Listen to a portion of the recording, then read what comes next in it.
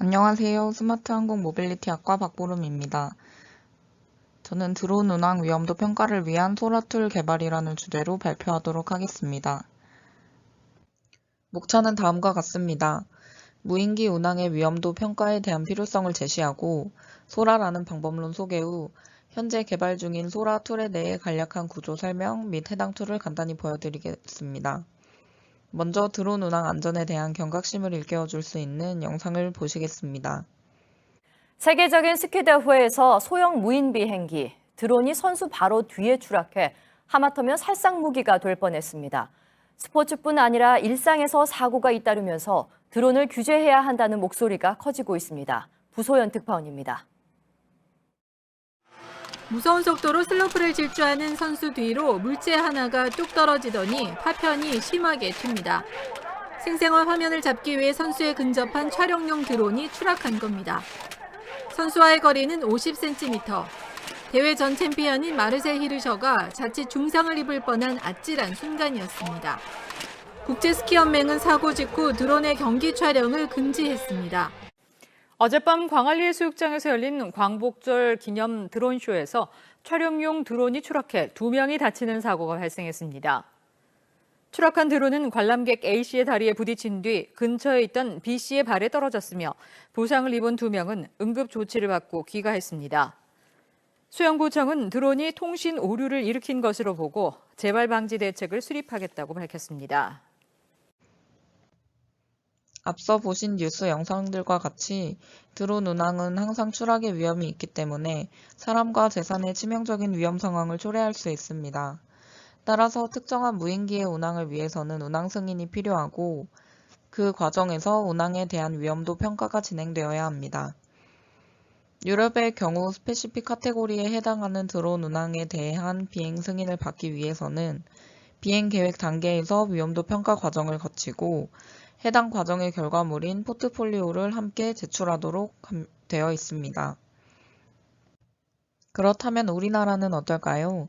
현재 국내에서는 야간 혹은 가시권 밖으로의 비행을 하고자 하는 경우 다음 그림에 보이는 서류와 같이 무인 비행장치 특별 비행 승인 신청을 통해 사례별로 비행 승인을 받아야 합니다. 자, 그럼 다음 표를 보시겠습니다. 강한 바람으로 드론의 비행이 어려운 12월에서 2월을 제외한 2020년부터 2022년간의 드론 원스톱 민원 서비스 신청 현황입니다. 비행 승인 신청 및 항공 촬영 신청 건수를 포함하여 원스톱 신청 건수가 계속 늘어 22년 10월에는 총 4만 건을 넘긴 상황입니다. 이런 상황에서 모든 비행 승인 절차가 앞 슬라이드에서 보신 그림과 같은 서류만을 통해 이루어진다면 승인을 진행하는 당국의 워크로드가 증가함은 물론이고 운항 신청 후 승인까지의 검토 기간이 점점 길어져 드론 운영자의 계획에 차질이 생길 수 있습니다. 따라서 앞으로 국내 드론 운항 승인 과정에 운항 위험도 평가 과정 도입 시 일부 과정에 대한 자동화는 필수적일 것입니다. 그러면 먼저 소라가 무엇인지 간단히 알아보겠습니다. 유럽의 무인 시스템 규칙 제정을 위한 공동 당국인 자루스는 스페시픽 카테고리 내의 무인기 운항에 대한 위험도 평가를 위해 스페시픽 오퍼레이션스 리스크 어세스먼트, 즉 소라라고 불리는 가이드라인을 개발했습니다. 소라 패키지는 본 매뉴얼인 가이드라인 문서에 더해 구체적인 설명을 담은 5개의 부속서로 이루어져 있습니다. 소라 방법론에서는 해당 운항이 공중과 지상에 가질 수 있는 위험도 평가를 위해 총 10단계를 거치며 기체 치수, 운동 에너지, 물적 인적 피해, 비행 영역 및 주변 항공기 밀도, 위험도 완화 방법을 고려하여 결과적으로 안전 포트폴리오를 생산합니다. 다음은 소라 툴 관련 내용입니다. 개발 목적은 운항 계획 단계에서 소라 프로세스 수행을 편리하게 하여 드론의 운항 위험도를 파악하고 운항 승인 과정 중 일부 자동화를 가능하게 하는 것입니다. 그리고 목표로 하는 해당 툴의 사용 대상자는 드론 기체 및 운항 전반에 대한 기본 지식이 있는 드론 운영자로 설정하였으며 프로그램을 만드는 데 사용한 언어는 파이썬, 주요 라이브러리는 TK-인터라는 GUI 라이브러리입니다. 소라2는 왼쪽과 같은 10단계의 소라 프로세스 순서에 맞춰 오른쪽과 같이 한 탭에 한 단계씩을 평가할 수 있도록 구성했습니다. 이제 실제로 만든 소라2의 화면 구성을 보여드리며 해당 단계의 평가 내용을 설명하도록 하겠습니다.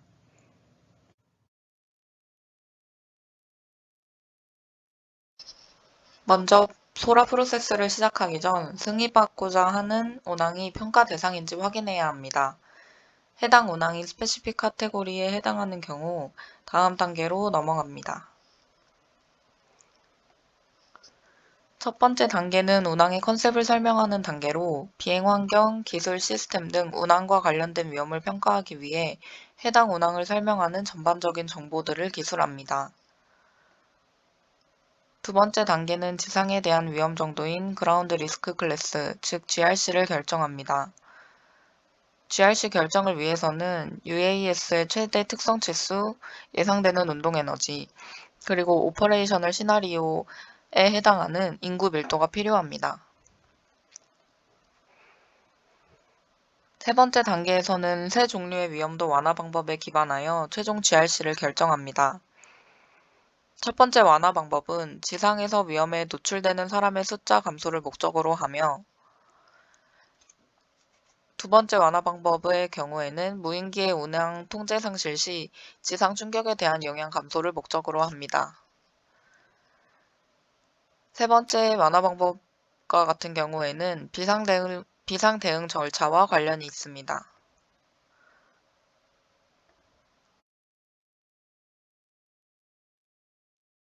네 번째 단계에서는 소라 매뉴얼에서 제공하는 의사결정 트리를 따라 초기 공중 위험도, 즉 ARC를 결정합니다. 앞에서 결정된 ARC가 실제 운항 환경에 비해 높다고 생각되는 경우 다섯 번째 단계에서 공역 밀도에 기반한 위험도 완화 방법을 적용하여 최종 ARC를 결정합니다. 여섯 번째 단계에서는 이륙 후 공중 충돌의 위험에 대한 전술적인 요구 조건을 만족할 수 있는지 파악합니다. 그 다음 일곱 번째 단계에서는 지상 및 공중 위험도를 통합하여 다음 단계에서 필요한 활동을 추진할 수 있는 세일이라는 값을 결정합니다. 그리고 나서 앞서 결정된 세일을 통해 운영 안전 목표인 OSO의 각 항목에 대해 강건도를 결정합니다.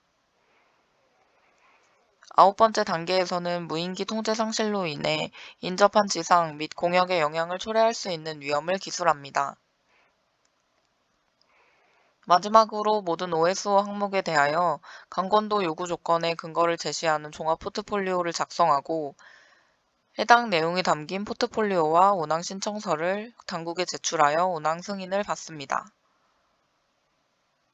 이번 발표에서는 개발 중인 소라2 화면 구성과 간략한 내용을 소개했는데 추후에는 해당 툴을 사용하여 직접 특정 시나리오에 대한 평가를 진행해 볼 예정입니다. 이상으로 발표 마치겠습니다. 감사합니다.